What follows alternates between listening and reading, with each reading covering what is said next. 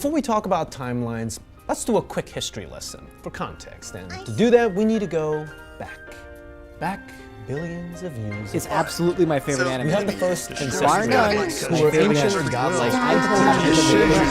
To which level we can go to have either product can contend not as good. And at least themselves believe they're racing using human technology to try. What's reality? I don't know.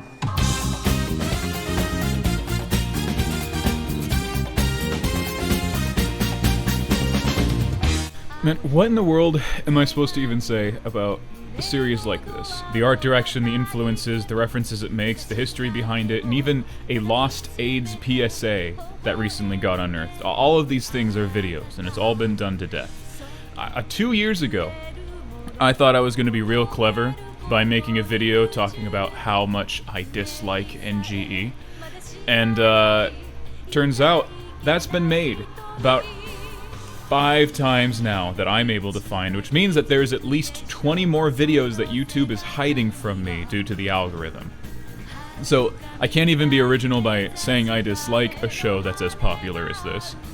And then in that time, I managed to watch it, rewatch it again, and then watch it again a third time.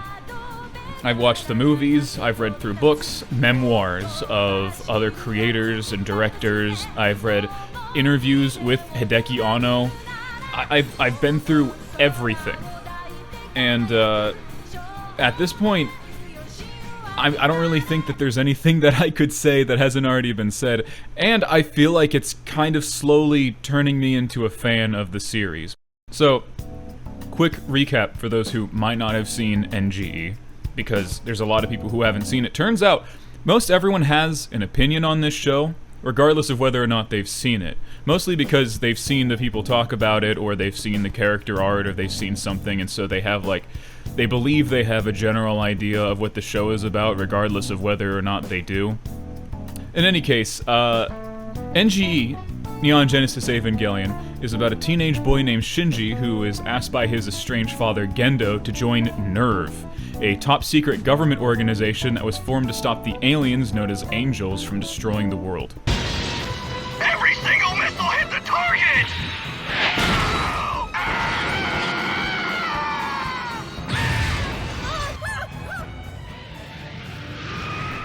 Shinji is both emotionally distant while also craving recognition and acceptance. He has more than one mental issue that he's fighting throughout the entire series. He's joined by Rei, a nihilistic and intelligent girl, and Asuka, a stubborn and headstrong girl. The rest of the cast is also filled with characters with traumatic backstories, including Misato, Shinji's guardian, and Ritsuko, the brains behind the Eva. As the story goes on, the characters are further fleshed out. Misato wants to kill the Angels because they killed her father. Ritsuko is used and abused by Shinji's father, Gendo, to keep her working on the project. Rei is actually a clone that was created with DNA from Shinji's deceased mother, which, by the way, Shinji's mother's soul was absorbed by the Eva 01 unit, which is Shinji's unit when running some tests. Asuka is mentally and emotionally traumatized from having to watch her own mother commit suicide after half of her soul was absorbed into Asuka's Eva unit. And Shinji just kind of hates himself. There's a lot more things going on in the background too, like how Gendo just kind of casually keeps a literal god in the basement hung on a cross. The blood of the god is being used as a conduit fluid called LCL, and the body of the god is used to form the base of the Eva units. There's a lot of less than subtle commentary about how men are fighting gods and kind of trying to take their place. God's in his heaven, all is right with the world. You know, stuff like that.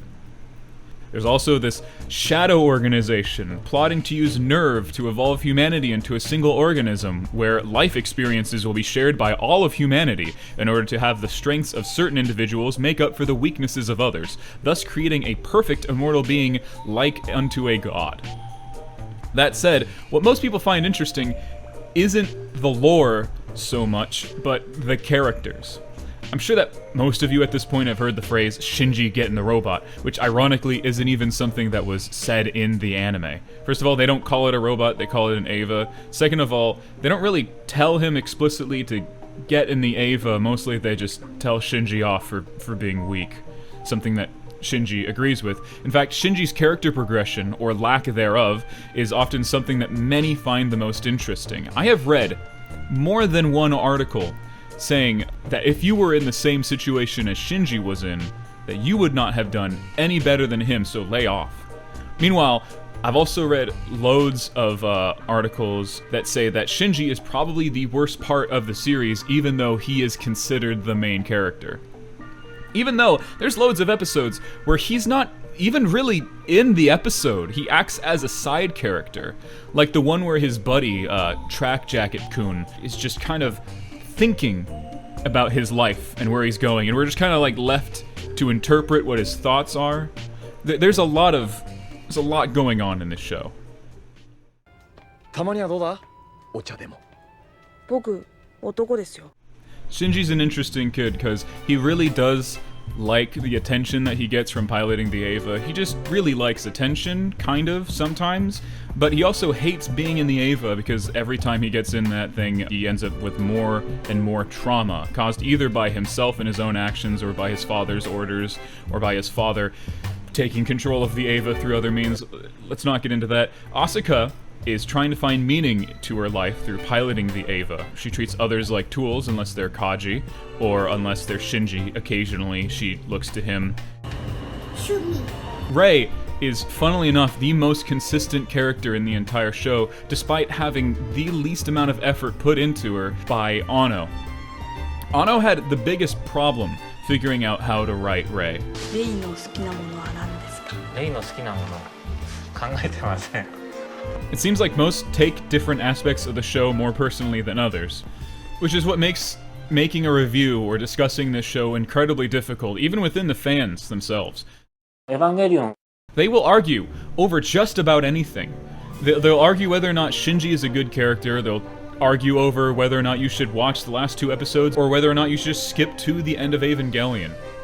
Then there are people who will argue whether or not the rebuild films are any good, whether or not the 3rd one was good, whether or not the 2nd one was any good, whether or not the 1st one was even worth making, whether or not Anno is screwing with the series or just trying to fix things. Everybody has their own opinions. And then you've got the last and most vocal group that fight over which girl is best girl. This argument has been going on for over 25 years now, and it doesn't show any signs of stopping. And it doesn't show any signs of stopping. 表現というのは基本的に欠落したものを埋めていく作業だという、それを人に伝えるための努力、自分をまともにしようとする努力、とにかくまともな手段で他人と関われない人たちがちょっとうがったことをしてなんとか自分と他人との間を保っている、それが表現というものだと思います。少なくとも僕はそうですね。アニメや映画をやることによって人と関わり続けることができる、そう思います。 After 2 years of reading the interviews, watching reviewers dissect the series, looking into books, looking into Anno, looking into stuff Anno had done, I still don't know how I feel about this show. You'd think that by this time when I'm writing a review that I should know exactly what I think about it, but this isn't something that I think you could really put into words. This isn't a normal show. It wasn't intended to be a normal show. I don't really know what it was intended to be. I don't think Anno really had a really clear direction on what he wanted NGE to be when he made it. He had things that he wanted to accomplish, but he never really seemed to have a specific goal. Reading about Anno's depression, how he was inspired by a madman's writings when forming Rei's monologue, how he almost ended his life once the series was done, all the death threats that he got following release of episodes 25 and 26, and how he ended up displaying all of those to the audience in End of Evangelion, and then how all of those experiences has caused him to change the way he's looked at his fans, his own career, and himself, has been a fascinating experience. One that certainly changed the way I saw a lot of things in my own life. 自分が作ったアニメは好きですか？好きといえば好きですけど、結構嫌いなところもあります。嫌いなところはどんなところですか？自分が出てるところ。 When I first watched this show, I was disappointed in it. But in all honesty, it's hard to not dislike this show at this point. I mean, it's been overhyped to the point where it's just asking for contrarians to dislike it by name alone. After watching it, I couldn't understand the hype.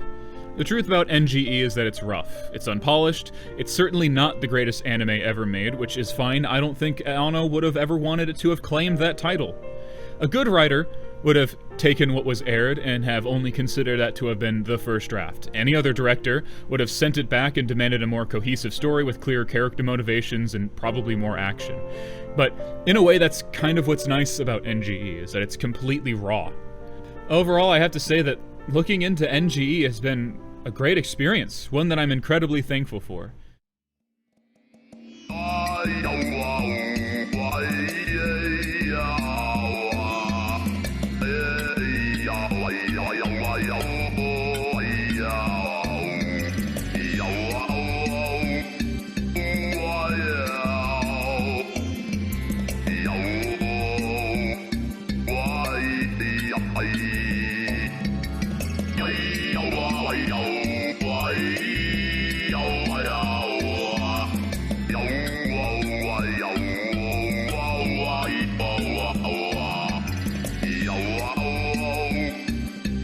Yo.